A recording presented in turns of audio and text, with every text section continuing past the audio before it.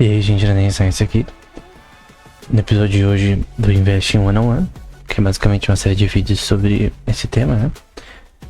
Eu quero falar sobre um tema que até é meio polêmico, talvez, mas que é sim um tema que existe, que realmente, obviamente, tem que ser uma pequena porcentagem do seu portfólio. Eu recomendo no máximo 5% do seu capital investido, que é o de criptomoedas, né? Então, basicamente a gente tem as mudanças de flutuações diárias das principais criptos, né? Dá pra ver que a da Solana recentemente foi 3,5% a mais e tal, do Dogecoin. Porém, todas elas têm um beta, uma volatilidade bem alta, né? Então você vê o próprio mais famoso, né? Bitcoin, ele tem uma volatilidade bem alta, né? Se a gente pegar o uso diário, nesse dia de hoje você vai ver que ele variou até o máximo de 62 mil, né? De 61 para 62 mil. E a arbitragem é literalmente você comprar baixo e vender alto. É literalmente isso. Você tem o volume, que foi transacionado a cada momento, né? Aqui 34, 102. Você tem as options que foram transacionadas, né? Em vendas e compras, que é o que esse tipo de gráfico mostra, né? Então você tem aqui, o que é importante aqui, o yield dele, que é 47%. A mudança dele que também é importante, que no caso, se a gente pegar uma ação, por exemplo, é muito diferente a forma que se olha as coisas. Se eu deixar menor aqui, se eu pegar uma ação, qualquer um, você vai ver que é bem diferente os dados, né, que a gente tem. Então tem, por exemplo, a Adidas, e você vai ter várias coisas, né, que são importantes, como beta, que é a volatilidade, P/E ratio, que é a share dividida por o preço da share das ações dividido pelo ganho, market cap, faturamento em bilhões. São coisas que não tem a ver com ações, né? O princípio é o mesmo, mas são dados diferentes e normalmente você pega a longo prazo. Obviamente você pode fazer diariamente, porém quando você quer algo mais veloz, né? O que não é o que é de alto risco, né? Que o correto é você ter investimentos de longo prazo, né? E no caso, um exemplo seria bonds, seria fundos, certificados, que a gente pode falar em outros episódios, que são mais safe, né? Até em dinheiro, em taxa de câmbio também. Armazenar, por exemplo, dólar contra o euro, ou euro ou outra moeda contra a outra, né? Pra você ter arbitragem. Então, é basicamente uma das formas, né, de ganho, porém ela é de extremamente alto risco. Não faça com mais de 5% do que você tem. É isso. Porque normalmente você divide, por exemplo, 20% em bonds, 30% em ações como um todo, né, no longo prazo, que pagam dividendos, outras não, enfim. Uma porcentagem em real estate, em equity, enfim. Em commodities, quem sabe, que também é um mercado interessante que a gente pode falar posteriormente, né? No caso, é o mercado de futures, né? Você compra baseado no dia futuro que esse future vai maturar, né? Vai ter a maturação, que vai ser quando você pode receber por ele. Porém também é mais complexo, porque meio que você tem que especular nos preços, que é difícil. E não é algo de curto prazo, né? Então, eu não recomendo investir em criptomoedas mais do que 5% do que você tem. É uma coisa pra brincar, na verdade. Você pega Ethereum, por exemplo, você pode tentar fazer arbitragem nisso, mas também é de alto risco. Isso é um ponto que não tem como você negar, né? Que mesmo day trading nesse contexto também, você tem pra você ter um ganho decente, não tem uma volatilidade tão grande talvez você necessita. Talvez, né? Pelo menos no curto prazo. Tem outras formas que eu já falei no podcast, que é chamado de yield farming, como no PancakeSwap, em que você pode colocar criptos como Ethereum para uma pool de empréstimos, né? Uma pool de liquidez que permite empréstimos, né? Então, é um fundo de liquidez, né? Tem aqui liquid staking, simple staking, farming. Basicamente, você põe ali, ele vai render, porque você, ao prover dinheiro para essa pool, permite que empréstimos sejam feitos. Não tem como empréstimo ser feito sem um dinheiro ali armazenado, né?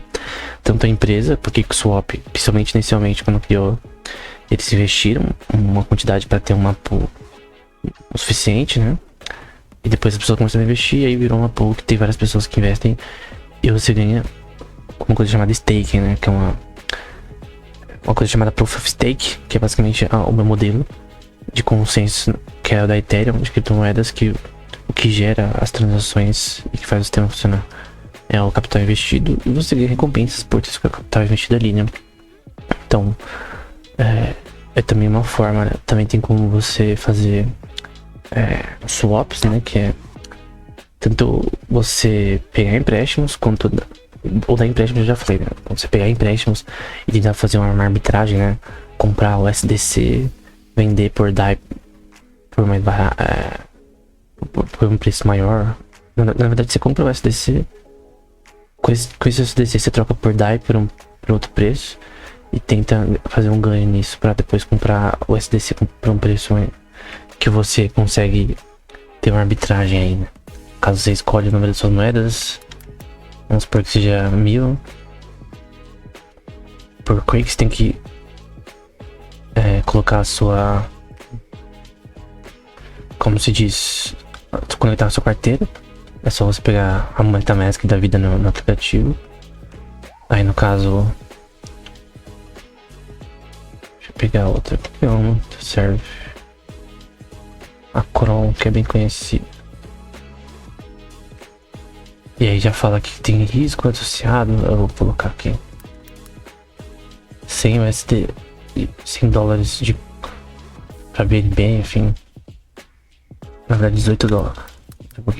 Agora sim, 1.785 dólares de Cron pra BNB. Enfim, tem várias formas de fazer isso, né? A forma mais simples que as pessoas mais usam é o SDC por DAI, por exemplo, né? Mas enfim, é basicamente isso. E tem várias outras formas, né? Tem formas de options aqui também, que você consegue colocar puts em calls nessa questão. No caso, você quer fazer arbitragem nessa questão aqui. E basicamente você quer comprar barato para vender por caro, enfim. É basicamente isso, né? Então tem várias formas diferentes nessa questão de criptomoedas, mas de novo é de alto risco, você só faz só pra brincar, né? E eu aproximo isso mais do ponto de vista econômico, né? Porque isso é muito interessante do ponto de vista econômico. Não é de nenhuma forma aqui uma dica, pelo contrário. Minha dica é não mexer com isso, na minha opinião. Aqui o Aave também é uma plataforma de staking. No caso, tá até falando aqui, você deposita e o seu dinheiro vai render, né, de acordo com a plataforma. Você pode fazer aquela questão lá de você pedir empréstimos pra gerar arbitragem, né, e ganhar com isso. Tanto o Aave, PancakeSwap quanto o Compound são plataformas que permitem isso, né. Tem uma coisa chamada Flash Loan, que você basicamente toma um empréstimo sem colateral. Obviamente tem um jeito de você fazer isso, você não pode fazer isso de qualquer forma, porque obviamente um empréstimo sem colateral é basicamente um empréstimo que você não tem prova de recursos para esse empréstimo, né? Na vida real isso é meio esquisito, né? Nunca vai dar certo, mas existe. A coisa das criptomoedas, pelo menos até o momento, não foi regulada, talvez porque o governo não sabe como funciona. Então tem a Compound também. Também ela pode ser feita pelo aplicativo, no caso, né? Tem como fazer staking com o Ethereum também. Você precisa de um mínimo de 32. Mas Até mostrando aqui, né, essas questões de arbitragens com relação a entre moedas, né, aqui o USDC com o Ethereum,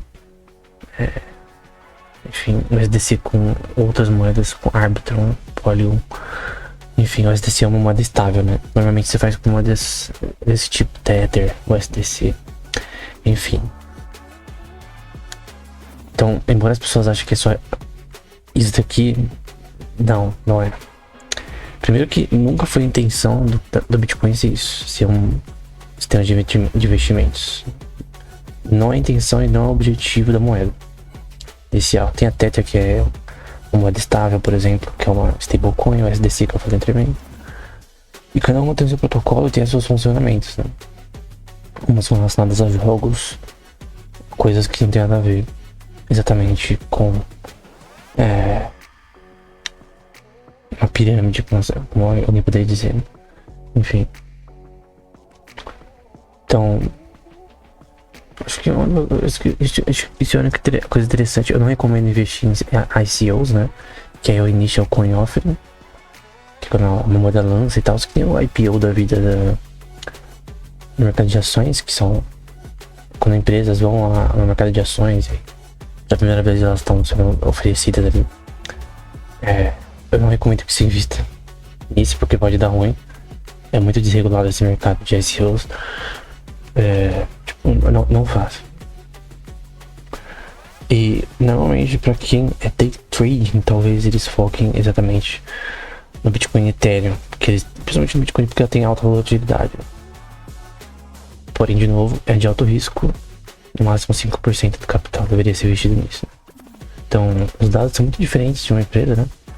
Que você tem, como eu disse anteriormente, vários dados relacionados a ela, né? Você tem que estudar realmente como essa empresa funciona. Ninguém investe sem conhecer a empresa primeiro, né? Sem saber o que ela faz de verdade. Senão você não tem nenhum norte pra saber se ela dá certo ou não. E até pra day trading isso é importante, né? Você tem que ter algo que seja estável, no mínimo. Então, essa é uma questão importante, né? Aqui a gente pode ver até questões financeiras e tal. O que, no caso de criptomoedas, não tem nada a ver. Não são dados que são aplicáveis a criptomoedas. Por isso que em ações é um pouco mais complexo a decisão de colocar num portfólio, né? Porque você tem aqui, por exemplo, o Income Statement da Adidas. Lucros líquidos, retorno de investimento,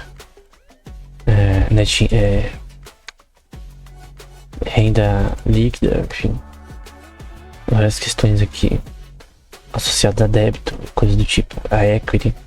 E tudo isso aqui é importante para conseguir entender se a empresa ela funciona ou não para investimento principalmente de longo prazo, né? Até porque ela paga dividendos e normalmente alguém quer fazer não day trade necessariamente, mas fazer algo de longo prazo, né? Talvez 6 meses, um ano ou mais. O que nas criptomoedas é totalmente diferente. Você faz o que a gente está especulando. Um asset especulativo tem propriedades de moeda, mas no geral é um asset especulativo. Você está especulando, você não tem como prever. Você pode ver padrões cíclicos, né, com relação a ela, e tentar prever no longo prazo ou no curto. Então, por exemplo, alguém comprou aqui, tudo que a gente tinha que fazer é esperar até crescer e depois vender de novo. É algo simples. A gente tem que saber a hora certa, né? Alguém talvez comprou aqui e vendeu antes, né? Com medo. Porque de repente a gente pegar os cíclicos, o ciclo, né? De uma forma mais com zoom aqui, né? Então se eu pegar, por exemplo, sei lá, se alguém ficar vendo gráficos por semana, né? E o objetivo dele é longo prazo, isso não faz sentido, né? Porque quando a gente olha por semana, visualmente isso aqui parece que tá caindo. Mas na verdade, se a gente vai pro geral, não é bem isso, né? Então, você tem que ter noção de curto prazo e longo prazo. E sempre entender que é uma coisa de... Nesse caso, é uma especulação. Por isso que é considerado de alto risco. Então, seja considerado isso, que é de extremo alto risco, e todas as criptomoedas têm essa propriedade. Então era isso. Até o próximo episódio.